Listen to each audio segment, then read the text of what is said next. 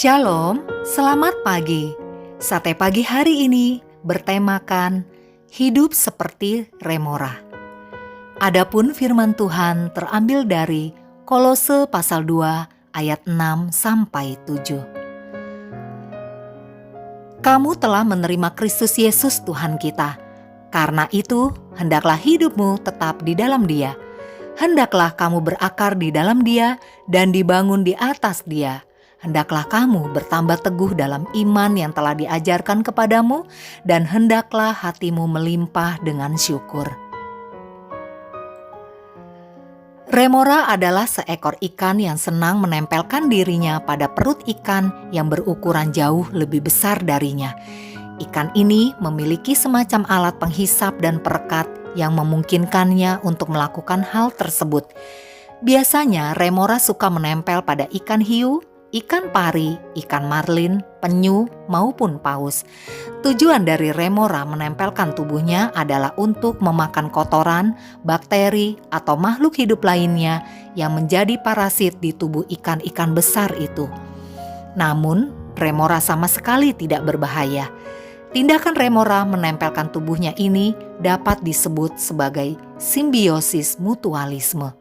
Hal ini dikarenakan si ikan besar diuntungkan dengan kehadiran remora di tubuhnya, karena remora membersihkan parasit yang ada di tubuh si ikan besar. Ikan yang dapat tumbuh hingga berukuran 90 cm ini lebih senang memilih hiu sebagai inangnya. Alasannya adalah karena ikan hiu berenang cukup lambat sehingga mudah diikuti.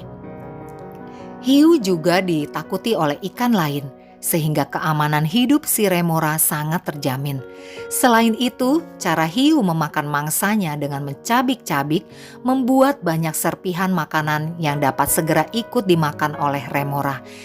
Ikan yang memiliki kebiasaan unik ini hidup di perairan yang hangat dan dapat ditemukan di seluruh dunia. Saudara, sebagai orang percaya, kita dapat mengaplikasikan cara hidup remora ke dalam kehidupan rohani kita.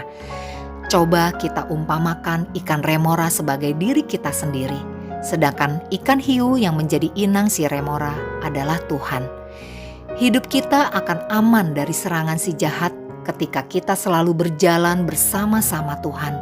Dan bukan hanya itu saja, jikalau kita berjalan bersama dengan Tuhan, kita dapat mengalami dan menerima berkat-berkat lainnya.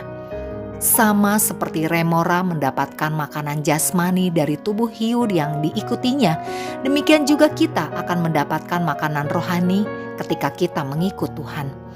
Bahkan kita dapat bertambah teguh di dalam iman kepada Dia.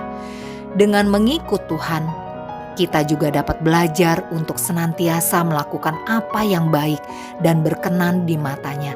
Dan dalam menjalani kehidupan ini, hati kita akan senantiasa dilimpahi dengan sukacita dan pengucapan syukur.